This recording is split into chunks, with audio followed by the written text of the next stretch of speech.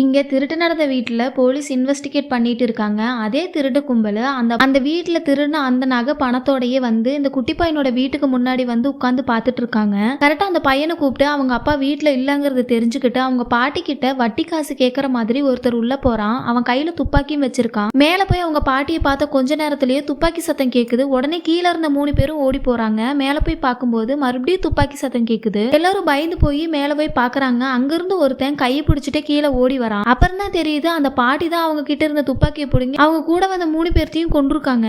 அது மட்டும் இல்லாம போலீஸ் கிட்ட இன்ஃபார்ம் பண்ண சொல்லிட்டு அவங்க கொண்டு வந்த பண நகையெல்லாம் எடுத்து இவங்க வீட்டுல வச்சிடறாங்க. அப்படியே இந்த பக்கம் பார்த்தா கோயில்ல புதுசா அருவாள் வந்துருச்சுன்னு சொல்லி ஊருக்குள்ள இருக்கிறவங்க எல்லாருமே ரொம்ப பரபரப்பா இருக்காங்க. அந்த டைம்ல கரெக்டா அந்த இன்ஸ்பெக்டரும் வராரு. வந்து திருட்டு கும்பல் யாருன்னு கண்டுபிடிச்சிட்டோம், ரொம்ப வருஷத்துக்கு முன்னாடி திருடிட்டு இருந்த கும்பல் தான் வந்து இப்பவும் திருடி இருக்காங்கன்னு சொல்லி சொல்றாரு. அது மட்டும் இல்லாம அவங்களுக்கு இந்த ஊர்ல இருக்க யாரோ ஒருத்தர் ஹெல்ப் பண்ணி இருக்காங்க, அதை கண்டுபிடிக்கிறதுக்கு நீங்க எல்லாரும் சேர்ந்து எனக்கு ஒரு ஹெல்ப் பண்ணணும்னு சொல்றாரு. அது என்ன அப்படின்னா ஊர்ல இருக்கிறவங்க எல்லாத்தோடைய கைரேகையும் செக் பண்ணணும். செக் பண்ணனதுக்கு அப்புறம் ஆல்ரெடி நாங்க கண்டுபிடிச்சு வச்சிருக்க கைரேகையோட மேட்ச் ஆச்சுன்னா அவங்கள வச்சு அந்த திருட்டு கும்பலோட தலைவனை நாங்க கண்டுபிடிச்சிருவோம் சொல்லி சொல்றாரு. உடனே சரின்னு சொல்லி ஊர்ல இருக்க ஆம்பளைங்க எல்லாருமே ஊருக்கு பொதுவான ஒரு இடத்துல போய் நின்னுட்டு இருக்காங்க. கைரேகையும் செக் பண்ணிட்டு இருக்காங்க. கரெக்டா அந்த டைம்ல அந்த போலீஸ் இந்த கூட்டத்தையும் பார்த்து ஒரு ஆள் பயந்து ஓடுறான். அதை பார்த்துட்டு அந்த போலீஸ் ஆபீசர் எல்லாருமே அவன் பின்னாடியே அவனை துரத்திட்டு ஓடுறாங்க. கொஞ்ச தூரம் போய் காட்டுக்கு அந்த பக்கம் இருக்கிற ஒரு பாலடைஞ்ச வீட்டுக்குள்ள அவனை யாரோ அருவாளால வெட்டி கொண்டுறாங்க. அதை பார்த்து போலீஸ் ஆபீசர் ரொம்பவுமே ஷாக் ஆகுறாரு. பார்த்தா பின்னாடி இருந்து அருவாள் எடுத்துட்டு போற மாதிரி காமிக்கிறாங்க. அந்த வீட்டுக்கு பின்னாடி அந்த வெள்ளை குதிரை நின்றுட்டு இருக்கு. உடனே போலீஸ் ஆபீசர் அதை சுடுறதுக்காக துப்பாக்கி எடுத்து நீட்டுறாரு. ஊர்க்காரங்க எல்லாம் அது சாமி குதிரை, அதை ஒன்னும் பண்ணாதீங்க சொல்றாங்க.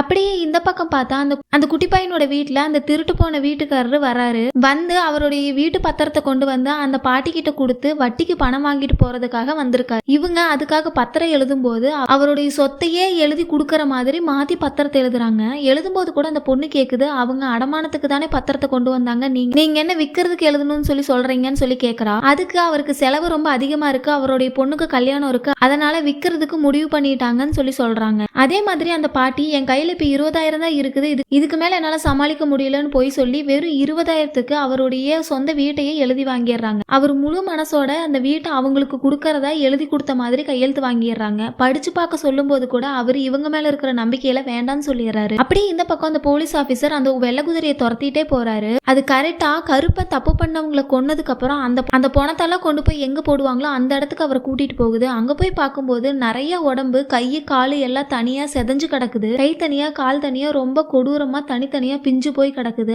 அதை பார்த்து இன்ஸ்பெக்டர் அதுல இருந்து தாண்டி போறாரு. பார்த்தா அந்த பாறை சந்துக்குள்ள யாரோ அணத்திட்டு இருக்கிற மாதிரி சத்தம் கேக்குது. உடனே அவர் கீழே வந்து பாக்குறாரு. பார்க்கும்போது யாரோ ஒரு ஆளு கையும் காலும் கட்டப்பட்ட நிலைமையில உடம்பெல்லாம் புண்ணோட அணத்திட்டு உயிருக்கு போராடிட்டு படுத்துட்டு இருக்கா. அதை பார்த்து இன்ஸ்பெக்டர் அந்த கட்டையெல்லாம் அவுத்துட்டு அவனை தூக்கிட்டு கீழே ஓடுறாரு. பார்த்தா ஊர்க்காரங்க ஓடி வந்து அந்த ஆளை தூக்கிட்டு அந்த ஊரோட வைத்தியர் வீட்டுக்கு எடுத்துட்டு போறாங்க. ஆனா அந்த டாக்டர் பொண்ணோட ஃப்ரெண்டு அவர் ரொம்ப உயிருக்கு போராடிட்டு இருக்காரு, அவருக்கு உயிர் போற நிலைமையில இருக்காரு, அவர் ஜிஹெச்சுக்கு தான் கூட்டிட்டு போகணும், இல்லைன்னா காப்பாற்றவே முடியாதுன்னு சொல்றான். ஆனா அவ சொல்றது யாருமே காதுல வாங்க மாட்டேங்கிறாங்க. அந்த வைத்தியர் வீட்டுக்கு கொண்டு போய் அவனை படுக்க வச்சிடறாங்க. படுக்க வச்சதுக்கு அப்புறம் அந்த வைத்திய தண்ணி, வைத்திய மூலிகை எல்லாம் கொடுக்குறாரு. கொடுத்ததுக்கு அப்புறம் அவனுக்கு நாடி துடிப்பு அதிகமாயிருது. இதுக்கப்புறம் எந்த பிரச்சனையும் இல்ல, அவன் பொழைச்சுக்குவான்னு சொல்லி சொல்றாரு. உடனே அவர் முஸ்லீம்ங்கிறதுனால அந்த டைம்ல அவர் சாமி கும்பிடணும்னு சொல்லி வீட்டுல இருக்கிறவங்க எல்லாரையுமே வெளியே போக சொல்லிடுறாரு. எல்லாரும் வெளியே நின்று இருக்கிற நேரமா பார்த்து ஃபர்தா போட்ட ஒரு ஆளு அந்த வீட்டுக்குள்ள போறான். அங்க போய் அந்த படுத்துட்டு இருக்கிறவனை கொலை பண்றதுக்கு ட்ரை பண்றான். கரெக்டா அந்த நேரத்துல அந்த இன்ஸ்பெக்டர் வந்து தடுத்துறாரு. கரெக்டா 2 பேர் வந்து அவனை பிடிச்சிடுறாங்க.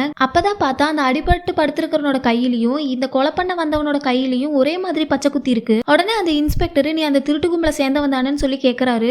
அவன் உடனே பயத்துல எல்லாத்தையும் பிடிச்சி தள்ளி விட்டுட்டு தப்பிச்சு ஓடிடுறான். ஊர்க்காரங்க போலீஸ் ஆபீசர்ஸ் எல்லாருமே அவனை துரத்திட்டே ஓடுறாங்க. கரெக்டா ஓடி போய் காட்டுக்குள்ள அந்த வெள்ளை குதிரை கிட்டயே மாட்டிடுறான்.